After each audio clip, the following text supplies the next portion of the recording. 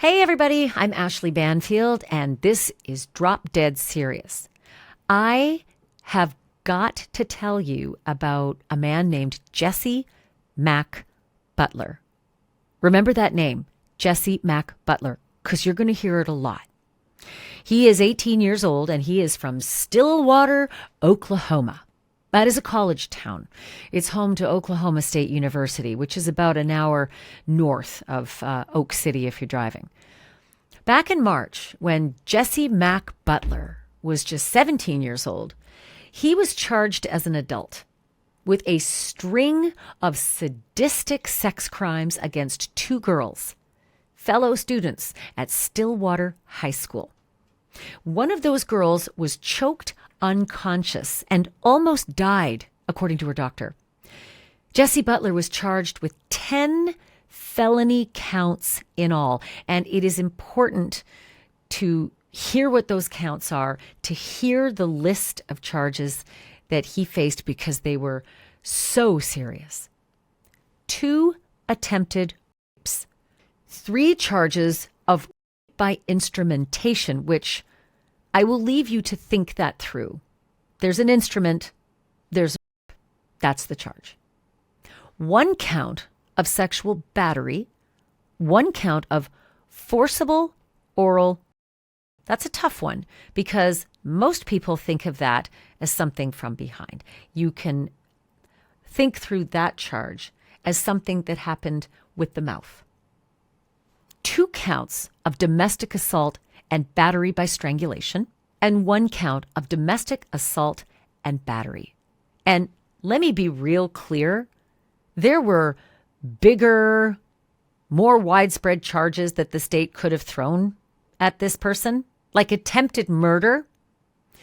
The 2 alleged victims and their families had every reason to believe that the wheels of justice were hard at work for them, right? For them, but also for Jesse Mack Butler. He deserved justice. Everybody does in this country.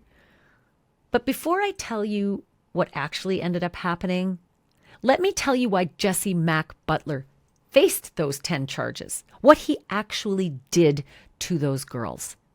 You should know that what I'm about to talk about is extremely graphic in detail, okay? The descriptions are despicable, but they're critical to the story, especially when you find out how the judge in this story, Judge Susan Worthington, came down on this case.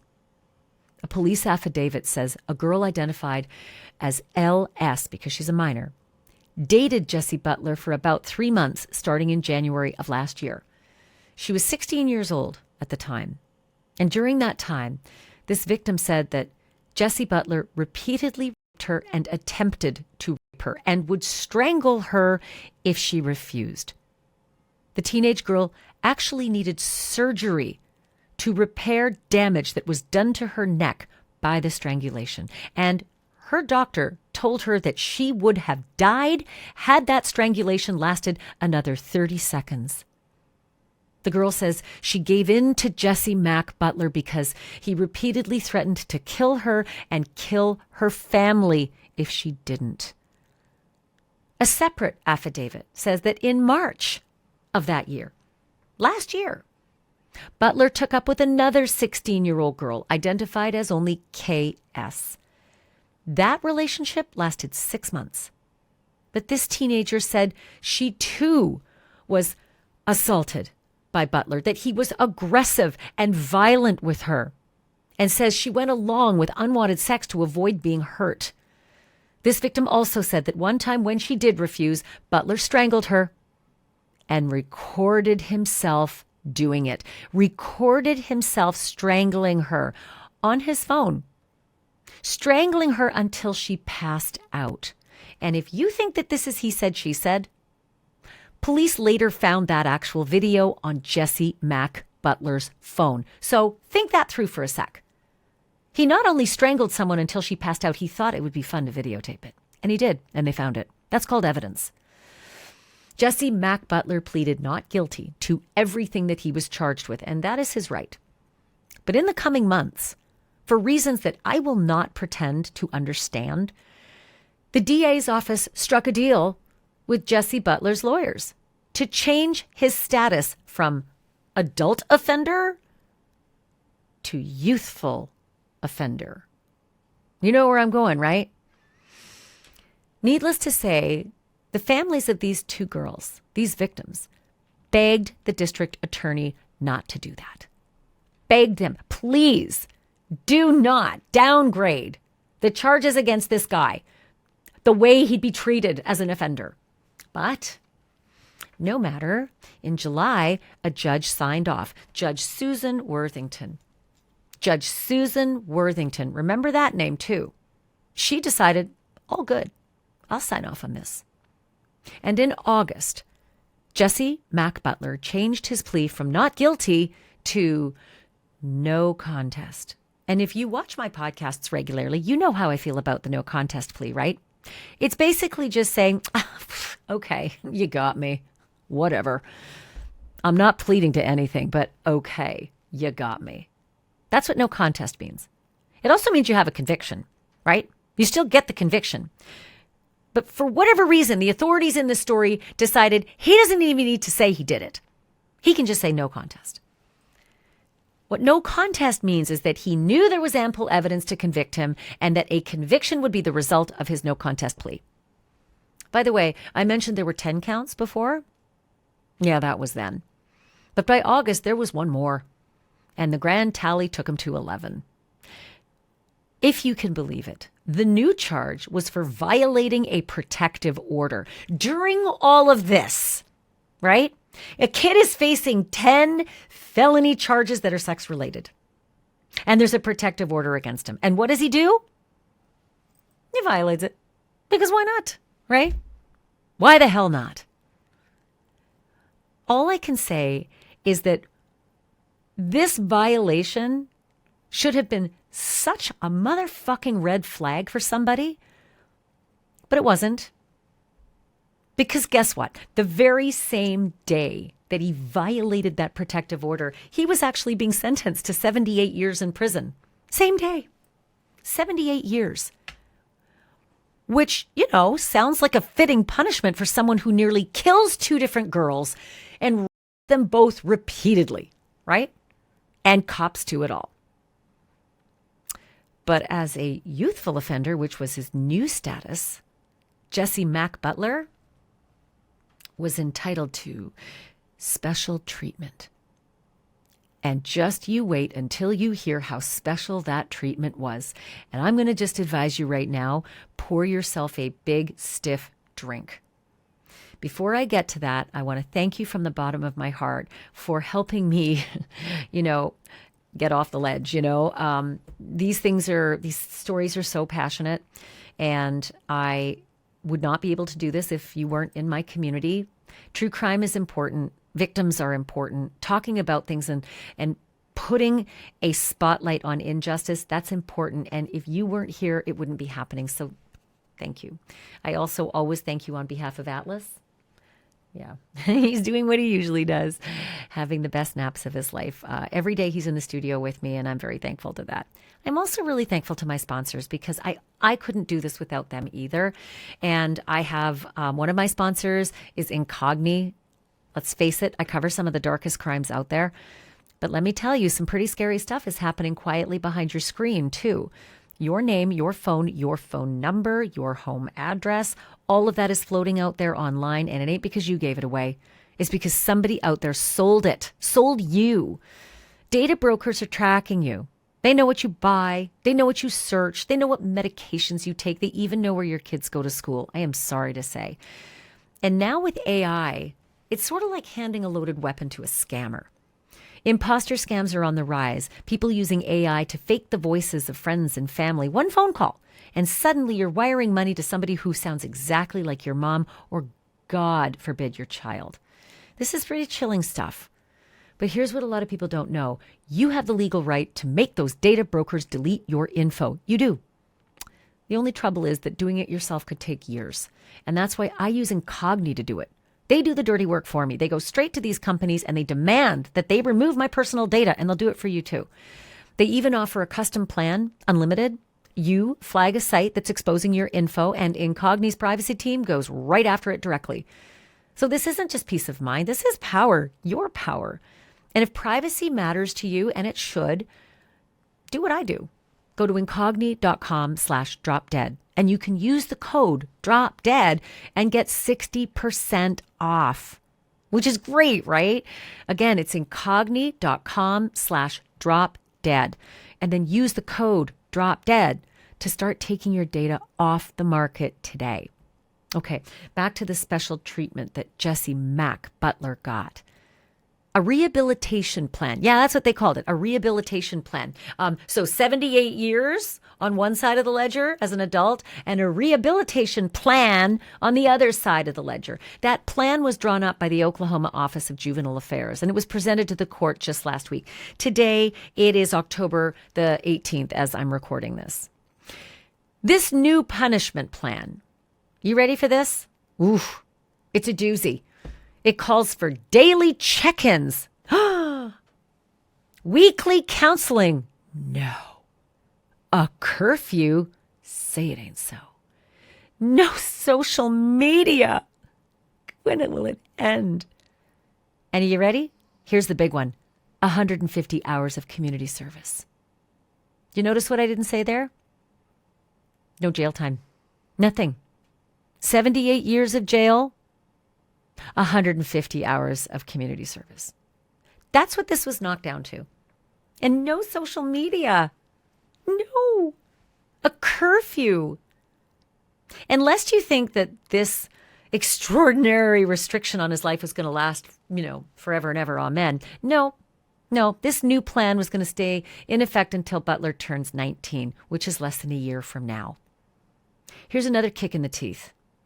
If you're anybody other than Jesse Mack Butler or his family.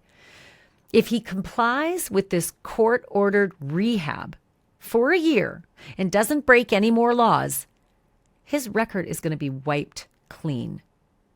Squeaky clean. Jesse Mack Butler will not spend a day in prison. His name will not appear on any sex offender registry. Nobody in any other town or city or state or school or university or business is going to have a clue as to who Jesse Mack Butler really is or what his proclivities have been. If you run a background check on him, like let's say you meet him on a dating site, or again, you're thinking of hiring him, none of this will show up. None of it. He nearly kills 2 girls according to their accusations, right? And according to what he pled to, strangled them until they choked and the doctor said 30 more seconds you'd be dead. You'll know nothing about that. I have not been able to breathe properly since I learned about this story. I thought we were so far past this that women could be treated this way and have someone walk like this, let alone girls. These are 16-year-olds, 2 girls. And by the way, their fact patterns are almost identical. It's not he said, she said, he copped to it, right? Earlier on my NewsNation show, Banfield, which is weeknights at 10 p.m. on NewsNation, I talked with Justin Shepard. He's a digital journalist who has got an online handle just in the nick of crime. And he has been on this case like glue from the beginning. Here's our conversation. And let me tell you, Justin, you have done some unbelievable digging, not just on the case itself, but the justice system and the players, not only the judge, but the judge's father and those involved. It sounds to me, and this is just a very sweeping comment, Justin, but it sounds to me like this is like the Low Country Murdochs and how they used to run justice in their neck of the woods. Am I off here? No, you're not. In fact, it's funny you said Murdoch, because I was talking about somebody else about this today earlier, and I said this is just like the Murdoch situation with how deep this goes. And yeah, normally when I get a story that comes across my desk and I'm like, okay, I'm going to talk about this one. And I'm like you, when I first saw this one, I was absolutely livid. I still am. And the next thing I knew, I had so many people reaching out to me about the way Stillwater, Oklahoma's judicial system handles things, the type of punishment that sex offenders get or lack thereof. And it goes much deeper than I would have even begun to have imagined. So let me ask you this. Why no attempted murder charge? The doctor who treated the first victim, who has the surgery scar from the welt and the intense swelling that continued after the strangulation, he said that if she was strangled 30 more seconds, she was going to die. Why was there not an attempted murder charge in this case? That's a great question, and your guess is as good as mine. I mean, maybe perhaps at the beginning they felt they didn't need it with the other litany of charges that they had, that they ended up, pleading down to, 150 hours of community service. But it seems to me when you've strangled somebody twice, to the point that one of them needs surgery, why that wasn't an attempted murder charge it's beyond me. Is this kid in school with these girls? Because he's walking free. He is out there. Is he allowed to go to school with these girls? So that's a great question. Right now, he's virtual school. So he is still enrolled at Stillwater High School. He is enrolled virtually, so he can't be seen with these girls, or he can't go see them. However, it is my understanding from people close to the case, people close to some of the students at the school, that he is still texting, trying to hook up, asking if they're single, things like that. So it's like none of this meant anything to him. Like, it's basically, hey, I got a slap on the wrist. This is a get out of jail free card. So I'm just going to continue to live my life with these minor inconveniences. So during all of this, he allegedly is still trying to hook up with other girls at the school, presumably who know all about what happened to these two fellow classmates. That's my understanding, yes. Wow. I mean, I guess I should be surprised if he was violating a restraining order during all of this adjudication, during the fact that he was facing 78 years in prison. He still decides to violate a restraining order? Mm-hmm. Yeah, I think we would be remiss if we didn't talk about a big elephant in the room here, which is who Jesse Mack Butler really is. So his father is a man by the name of Mack Butler, and if you Google him, he will show up as a former athletic director or director of football for Oklahoma State University, for OSU, which is a pretty big job. He worked at one point for LSU. He's been with several universities throughout bowl games, and then he was hired on at Stillwater High School as an athletic director. And if you look at the news article from when he was hired, the whole town knows who this guy is. Like, a name that well around town is now coming to Stillwater High School. So this is a family that is very well connected to the Stillwater area. For a college town, a football town, you can't get much higher than somebody who is involved in the athletics, which his father is. Let me ask you this. Justin, how about this? The judge in this case, Judge Susan Worthington, I read your Substack about all of the figures in the justice system, and it did not sound good. They are extraordinarily lenient. Their track record looks as though it's like sexual deviance. Oh, well, whatever. A lot of the sentences, a lot of the bail has let sexual offenders run rampant in this community. First, I think this judge. Second, her father ahead of her. Tell me if I've got that wrong. But did Judge Susan Worthington here on your screen, was she also connected to the offender's dad at OSU or through any of the athletics programs? So this is all, unconfirmed speculation or rumors, I should say, based on what I've heard, is that she and her dad, whose name was Don Worthington, and the two of them, I think it's worth noting, have kind of ran the bench in Stillwater, the judiciary, for about 50 years. So the two of them have kind of been, over everything. And it's my understanding that both of them, the father and now the daughter, Judge Susan Worthington, are very much involved with OSU athletics, whether it's as donors, whether it's as supporters. That's just kind of what I've been told. What's the recourse here? I got about 20 seconds left. There's got to be something that these families can do. The only thing that you really have as far as reopening the case is if the DA decides to do that. I believe that's Laura Thomas. And based on what I've started to learn about her, that's highly unlikely. The only other thing that these families could do is probably sue the Butler family legally, given the fact that Jesse was under 18 at the time. That would possibly make the parents liable. But that's kind of the most you're going to be able to do, other than make sure that his face is everywhere. Because once, like you said, he turns 19 years old, this is wiped clean. So all we're going to have is a Google search.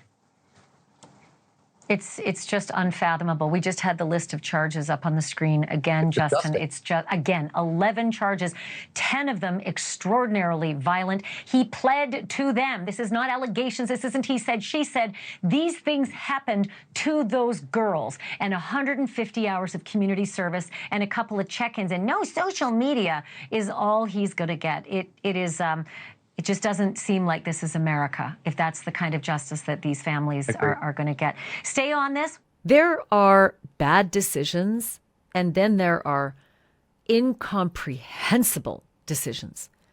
And this, what happened in Stillwater, feels like the latter.